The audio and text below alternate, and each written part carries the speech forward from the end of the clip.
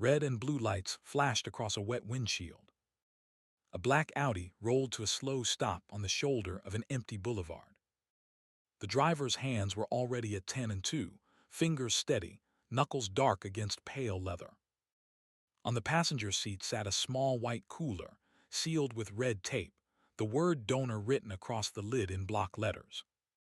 Inside that cooler, packed in ice, was a human heart. The clock on the dash read 5:47 in the morning. A patient was already on a table 18 miles away, chest open, anesthesia counting down. The driver lowered her window and waited. Rain ticked against the roof. Boots crunched on gravel behind her. A flashlight beam swept across her face, then dropped to her chest, then climbed back up. Her name was Dr. Maya Caldwell, cardiothoracic surgeon. Top of her class. So why did the officer at her window already look like he had decided something? Stay with me on this one. Maya had been driving this same stretch of road for 9 years. Sugar Land at dawn was usually empty, just sprinklers hissing on lawns and the smell of wet-cut grass and the soft hum of her engine. She liked the quiet. She needed it. By the time she hit the hospital parking garage, she would already be running scenarios in her head. Where to cut? How to lay the new heart? What to do if the aorta tore? The drive was her warm-up, her ritual, her 30 minutes of nothing before everything. She had grown up in Beaumont, 2 hours east. Her mother taught reading at a public elementary school. Her father, a postal worker, had spent 31 years carrying mail through the same neighborhoods he had grown up in. He had taught her to drive in the parking lot of an old grocery store. He had taught her, on her 16th birthday, what to do if a police officer ever pulled her over. He had walked her through it slowly, twice, on the hood of his own car, with rain falling on both of them. She had never forgotten a single step. This morning was different. This morning the cooler was on the seat. The donor had come from a hospital in Lubbock. A motorcyclist, 26 years old, brain dead by midnight, his family signing papers by 2 in the morning. The procurement team had flown in on a chartered jet at 4:30. The heart had landed in Maya's gloved hands at 5:15. From that moment a clock started. Cold ischemic time. The window during which a donor heart could sit packed in ice and still beat again inside another chest. 4 hours. After 4 hours, the muscles started to die. After 6 hours, the transplant was a coin flip. After 8 hours, it was a funeral. The recipient was a man named Daniel Ruiz, 52 years old, father of 2 grown sons, a high school baseball coach from a small town outside Houston. His heart had been failing for 3 years. He had spent the last 11 months on a list. His name had come up at midnight. His wife had driven him to the hospital in their old pickup truck with a duffel bag of socks and a Bible. He was already prepped. His chest was already open. Maya's team was already cutting away the dying muscle that had carried him for half a century. She had met Daniel and his wife 3 times before this morning. The first time in her clinic, he had cried when she explained the wait list. The second time he had brought her a bag of oranges from his backyard tree.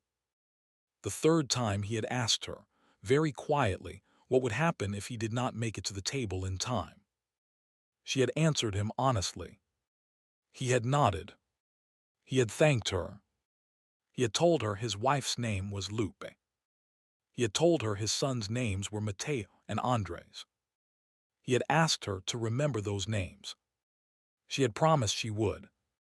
She had 38 minutes left on the clock when she pulled away from the helipad. She had 29 minutes left when she saw the cruiser slide out behind her on the boulevard. She glanced at her speedometer. 42 in a 45. She glanced at her lane. Center of the line. She glanced at her turn signal. Off. She had done nothing. She knew she had done nothing, but she eased her foot off the gas anyway, because she had been a black woman in Texas for 38 years, and she knew the rhythm of these moments the way she knew the rhythm of a heartbeat. The lights came on 3 seconds later. She did everything right. She did everything she had been taught to do as a girl by her father, a postal worker who had been pulled over 47 times in his life and had counted every one. She turned on her hazards. She pulled to the shoulder. She put the car in park. She turned on the dome light. She rolled down her window. She placed both hands on the wheel where they could be seen. She waited. The officer took his time. She watched him in her side mirror. He sat in his cruiser for almost 2 minutes, lights still strobing, head tilted toward what she assumed was a screen. He was running her plates. He was looking at her record. He was finding nothing. No tickets. No warrants. Not even a parking violation in 9 years. She knew what her record looked like. She had built it carefully. When he finally got out of the car, he took his time walking up too. He stopped just behind her door, out of her direct sight line, the way they trained them to. His flashlight swept the back seat first. Then the floor. Then her lap. Then the cooler. The flashlight stopped on the cooler. "Ma'am, license and registration." His voice was flat. No greeting. No good morning. No reason for the stop offered up front. Maya kept her hands on the wheel. "Officer, my license is in my bag on the passenger seat next to the cooler. My registration is in the glove compartment. I'm going to reach for them slowly. Is that all right?" A pause. Too long a pause. "Go ahead." She moved like she was defusing a bomb. She named every motion before she made it. Reaching for the bag. Opening the zipper. Removing the wallet. Opening the glove box. Sliding out the registration card. She handed both through the window without looking up at his face. She had not yet looked at his face. She did not want to. The badge on his chest read HOLLISTER. The number under it read 4471. "Dr. Caldwell," he read her license slowly. "You're a doctor?" "Yes, sir." "You know why I pulled you over?" It wasn't a question. It was a trap. She had been warned about it her whole life. Never guess. Never agree. Never apologize for something you didn't do. "No, sir, I don't." "You were weaving." Crossed the line back there twice. She had not crossed any line. She knew it. He knew it. The dashcam in his cruiser knew it. But she did not argue. She nodded once. Slowly. "I understand. You've been drinking tonight, Doctor." "Caldwell." "No, sir. I'm on my way to surgery." She nodded toward the cooler. Her voice was even. Her tongue was dry. The clock on the dash now read 5:51. She had 25 minutes. Hollister looked at the cooler. Then back at her. Something moved behind his eyes that she did not like. Something pleased. "That's so." He took her license back to his cruiser. He took a long time. Maya stared straight ahead at the empty road. The rain came harder now, drumming on the roof, blurring the lights of a distant gas station. Her phone was in her bag. She reached for it slowly. She opened the dashcam app her older brother had installed on it 3 years ago, after her cousin in Beaumont had been beaten by a sheriff's deputy. She propped the phone in the cup holder, lens pointed at the window, and pressed record. She did not call out about it. She did not announce it. She just let it run. A door slammed behind her. Boots returned. "Step out of the vehicle, Doctor." "Caldwell." She closed her eyes for one full second. She opened them. Officer, may I ask why? Step out of the vehicle. Now. She put her hand on the door. The rain hit her face the moment she opened it. She was wearing surgical scrubs. Pale blue. Cotton. No coat. Her shoes were the soft white sneakers she only wore in the OR. The water soaked through them on contact. Her hair, pulled back in a tight bun under a paper surgical cap she had not yet removed, went heavy with water in less than a minute. Hands on the car.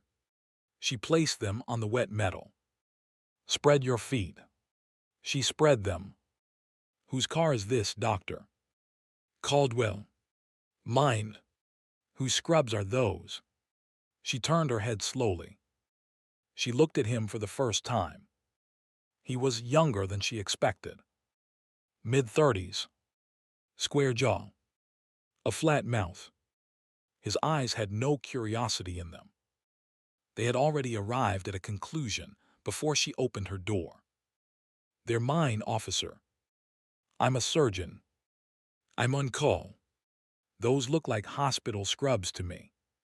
They are hospital scrubs. You buy them. They're issued. I work at the hospital. I'm scheduled to perform a heart transplant in 22 minutes. 22 minutes, he laughed once. A short, dry laugh with no warmth in it. That's funny. Because right now you're standing on the side of the road, doctor. Caldwell. You're not at a hospital. You're not in any operating room. You're here. With me. Rain ran down the back of her neck and under her collar. She did not move her hands. Officer Hollister, she kept her voice low. Surgical. The same voice she used when an intern panicked over a bleeding aorta. Inside that cooler is a human heart. A donor heart. It's been out of a chest for almost an hour. There is a man on a table at Houston Methodist whose own heart has already been removed. If that organ on my passenger seat doesn't make it into him in the next 22 minutes, he dies. His wife is in the waiting room. His 2 sons are flying in from Phoenix. I am the only surgeon on call this morning who can do this operation. Please. Whatever you need from me, I will give you, but I am asking you to let me get to my patient. He looked at her for a long beat. Then he looked past her at the cooler on the seat.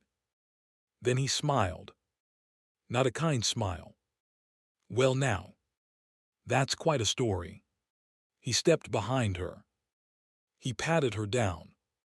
He took his time. She felt his hands on her hips, along her ribs, down the outside of each thigh. Her jaw locked. She kept her breath steady. She thought of Daniel Ruiz, his chest open under bright lights, his body waiting for the muscle she carried. She thought of his wife in the waiting room with a Bible in her lap. She thought of her own father, who had once been made to lie face down in a parking lot in Beaumont for a broken taillight. She did not cry. She would not cry. The clock kept ticking. The rain kept falling. And the small red light on her dashboard, the one Hollister had not noticed, kept blinking on. And on. And on.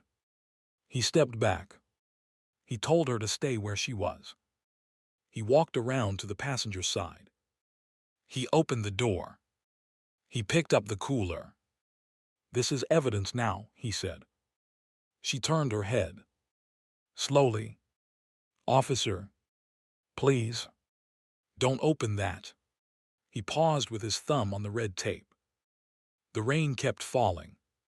Somewhere down the boulevard, a single car drove past, slowed at the sight of the cruiser and kept going. Hollister looked at her at the cooler at the empty road. Then he set the cooler back on the seat. He stepped away. He told her she could put her hands down. He said he was going to let her off with a warning this time. He took his time writing it. He handed her the slip of paper through the window after she sat back down, soaked through, shivering, hands shaking on the wheel. He told her to drive safe. He told her to have a nice morning. He walked back to his cruiser. He shut his door. He turned off his lights. The clock on her dash read 6:03. She had 14 minutes. Maya pulled away from the shoulder slow. She did not floor it. She did not weave. She did not give him a reason to come back. She watched his cruiser shrink in her rear view until it was just 2 yellow points in the rain. Then she let out one long breath, the kind that comes from somewhere under the ribs, and she drove. She drove the way she did surgery. Hands light. Eyes forward. Mind already 3 moves ahead. She called the OR through her car's speaker. She told the lead nurse she was 11 minutes out. She told her to keep Daniel under and to keep him warm. She did not tell her about the stop. There was no time for that yet. She reached the hospital at 6:15. She handed the cooler to the perfusionist at 6:16. She was scrubbed and gloved at 6:22. The heart was in Daniel Ruiz's chest at 6:41. It started beating on its own at 7:02. Maya stood at the table for 3 more hours, sewing, checking, watching the new muscle catch its rhythm. When she finally stepped back from the table and stripped off her gloves, the sun was up. Her hands were steady. Her patient was alive. Her phone, still in her bag in the locker, was still recording. That should have been the end of it. A bad morning. A story she might tell once, years from now, at a dinner with old friends. Doctors get stopped. Black doctors get stopped more. She had been stopped before. She had been patted down before. She had been called sweetheart and girl, and you people by men in uniforms before. She had always swallowed it. She had always driven on. She had always saved the patient. And then she had always gone home and pretended none of it had touched her. She drove home that afternoon under a flat gray sky. She showered for 40 minutes. She poured a glass of wine she did not drink. She sat at her kitchen island and stared at her phone, still plugged into its charger, the little red dot on the dashcam app finally dark. Then she opened the file. If you're still with me, hit that subscribe button. Because what she saw on that footage was not just one stop on one rainy morning. It was something much bigger. She watched the whole thing through once without sound. Then she watched it again with the volume up. She watched Hollister's flashlight hit her face. She watched him pat her down. She watched him pick up the cooler. She watched the way his mouth moved when he said the words hospital scrubs. She listened to her own voice, calm and surgical, explaining the heart on the seat. She listened to him laugh. Then she did something she had never done before. She did not delete it. She did not bury it. She did not pour another glass of wine and tell herself to let it go. She picked up her phone, and she called her oldest friend from medical school, a woman named Renee Akinwal, who had quit medicine 8 years ago to go to law school and now ran a civil rights litigation practice out of a glass tower in downtown Houston. Renee picked up on the second ring. Maya, it's 9 o'clock at night. You only call me at 9 o'clock at night when somebody died. Nobody died, Ren. I saved him. Then why do you sound like that? Maya did not answer. She just emailed her the video. Renee was quiet for 11 minutes while she watched it. Maya could hear her breathing on the other end. When the file ended, Renee said only one thing. Send it to me again, but this time send the raw file. Not the export. I need the metadata. Maya did. Then she went to bed. She did not sleep. The next morning, Renee called her back at 6:15. Her voice was sharp now. Not friend voice. Lawyer voice. Maya. His name is Brent Hollister. Badge 4471. Sugar Land PD. Patrol Division. 35 years old. 8 years on the force. Okay. He has 3 prior complaints. All black drivers. All pretextual stops. All within the last 4 years. All buried. Maya sat up in bed. The room was still dark. Buried how? Department closed them out as unsubstantiated. No body cam footage was preserved for any of them. 2 of the complainants moved out of state. One of them, a man named Marcus Whitfield, settled with the city for $9,000 and signed an NDA. Your video, Maya. Your video is the first time anyone has caught this man on a clean, time-stamped, GPS-tagged camera, doing exactly what he's been accused of doing for 4 years. Maya did not speak. There's more, Renee said. The dashcam app you used. It pings a server every 15 seconds with location and timestamp. The metadata on your file is bulletproof. A defense attorney cannot touch it. A prosecutor will love it. And the union, the moment they figure out what you have, is going to come for you with everything they have. Come for me how? Renee laughed once. Without humor. Maya, you're a black woman surgeon with a divorce 2 years ago and a malpractice case from 2021 that you won. You think they're going to fight you on the footage. They're not. They're going to fight you on you. The first call came at noon. A reporter from a small online outlet Maya had never heard of. He wanted to talk about her divorce. She hung up. The second came at 2. A man who claimed to be from the hospital's risk management office.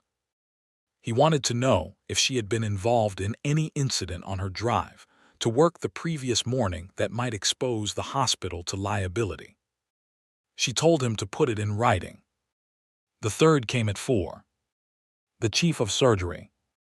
He asked her to come in. He said it was not a disciplinary matter. He said the words, not a disciplinary matter, 3 times in 2 minutes. She drove to the hospital in the rain again. Same boulevard. Same lane. She did not look at the shoulder where she had been stopped. The chief of surgery was a man named Walter Greer. 61 years old. White. Decent.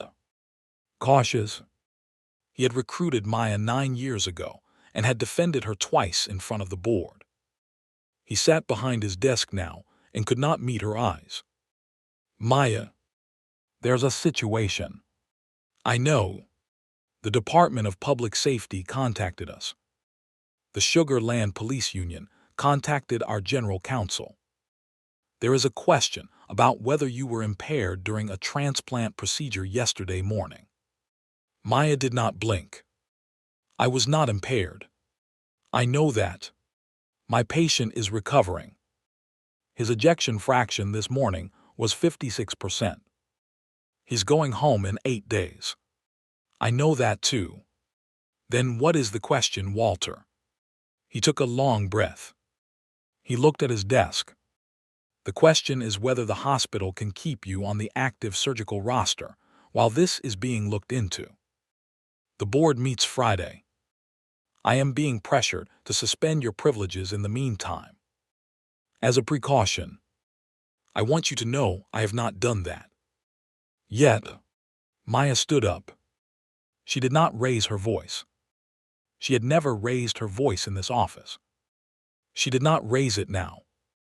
Walter, I drove a donor heart through the rain yesterday morning, while a patrol officer accused me of stealing the scrubs off my own body. I made it to that table with 11 minutes to spare. I put that heart into a man whose wife was waiting in your lobby. He is alive today because I did not stop driving. And now you are telling me that I might lose my privileges because the men who tried to stop me from doing my job are angry that I caught them on camera. Walter Greer looked at his hands. Maya, don't suspend me, Walter. I am asking you as a friend not to suspend me. Because if you do, every black surgeon in this hospital, every black resident, every black medical student is going to know exactly what happened and exactly who let it happen. She walked out before he could answer. She drove home and she called Renee, and she said one sentence. "Let's go." Renee filed the federal civil rights complaint at 9 the next morning. She filed the state administrative complaint at 10. She filed the open records request for every dashcam, body cam, radio log, and citation Brent Hollister had generated in the last 4 years at 10:30. At noon, she walked into the lobby of a local television station with a thumb drive in her hand and Maya beside her in a charcoal suit, no makeup, hair pulled back, hands folded. They did not give a long statement. Renee gave 6 sentences. Maya gave 3. "My name is Dr. Maya Caldwell. I'm a cardiothoracic surgeon. On the morning of May 14th, I was on my way to perform a heart transplant when I was stopped, detained, and humiliated by an officer of the Sugar Land Police Department. I have video. I am releasing it now because the system that was supposed to investigate him has spent 4 years protecting him instead. My patient survived. The next person he stops may not." The footage went up online at 12:30. By 2, it had been picked up by the local CBS affiliate. By 4, it was on the national feed. By 6, the hashtag with her name had 10 million impressions. By 9, the Sugar Land City Council had called an emergency session. By midnight, the union president had gone on local radio and called her, on air, an opportunist and a woman with a history. By morning, a leaked copy of her divorce filings was sitting in the inbox of every reporter in Harris County. Renee had been right. They were not going to fight her on the footage. They were going to fight her on her. The hospital board met that Friday at 7 in the morning. Maya sat in a hallway outside the boardroom in her surgical scrubs. She had operated until midnight the night before. She had not slept. She held a paper cup of coffee in both hands. Walter Greer walked past her without speaking. 3 other board members did too. The fourth, an older woman named Carol Devine, stopped, looked at her and said only one thing. "You did the right thing, doctor." Then she went inside. The vote took 40 minutes. The decision was 4-3. Maya kept her privileges. The hospital issued a statement saying it stood by its surgeon. Walter Greer's name was the first signature on the press release. He had voted with her after all. The civil suit moved faster than anyone expected. Renee had built it carefully. She did not sue Hollister alone. She sued the department, the chief, the union, and the well-funded local law enforcement pack that had spent the last week feeding reporters Maya's old custody documents. She named names. She subpoenaed records. She pulled in the 3 earlier complainants. Marcus Whitfield broke his NDA on a Tuesday and gave a sworn deposition on a Wednesday. The other 2 flew in from Arizona and Georgia and sat in Renee's conference room for 9 hours each. The internal affairs investigation Hollister had been told would protect him collapsed in 3 weeks. The new chief, brought in under pressure from the city council, opened a fresh review. The dashcam footage from Hollister's cruiser, which the department had previously claimed did not exist, turned up on a server he did not know about. A young records clerk named Janelle Pierce, 2 years into the job, had quietly preserved a copy of every traffic stop on her shift because she had been told by her father, a retired Houston police lieutenant, that the day would come when somebody would ask. That day had come. She handed Renee a thumb drive over coffee at a diner in Stafford. She did not ask for anything in return. She just said, "Please use it well." It matched Maya's footage second for second. It also captured something Maya's phone had not. After he walked back to his cruiser, Hollister sat in the driver's seat for a full minute, and he laughed. He laughed. The clip leaked the next morning. It did not need editing. It did not need commentary. A grown man in a uniform laughing on the side of an empty road after pulling over a black surgeon carrying a human heart. the local Fraternal Order of Police stopped returning calls about him by lunch. The pack stopped publishing about Maya by dinner. Brent Hollister was placed on unpaid leave on a Thursday. His badge and service weapon were collected on a Friday. The termination hearing was held on a Monday. He did not attend. His lawyer attended for him. The vote was unanimous. He was fired for cause. The city did not contest his eligibility for unemployment. They did not need to. Within 6 weeks, the state attorney general's office had opened a parallel criminal review of all 4 stops. Within 4 months, Hollister was indicted on federal civil rights charges connected to the Whitfield case. Within a year, he had taken a plea. He was sentenced to 30 months in federal prison. He served 22. Maya did not attend the sentencing. She was in surgery that morning. A 44-year-old woman from Pasadena. A new heart. 12 hours on the table. The patient walked out of the hospital 10 days later with her daughter on one side and her sister on the other. Renee came to her house that night with a bottle of red wine and a brown paper bag of tamales from a place neither of them had been to since medical school. They sat on the porch. They did not talk about Hollister. They did not talk about the case. They talked about Renee's son, who had just gotten into law school in Atlanta. They talked about Maya's mother, who had finally agreed to retire. They talked about the porch itself, which Maya had been promising herself she would paint for 3 summers and had still not painted. Renee said she would help. Maya said she would hold her to it. They sat there until the lights of the neighborhood came on one by one. The settlement with the city came 18 months after the stop. Maya did not announce the amount.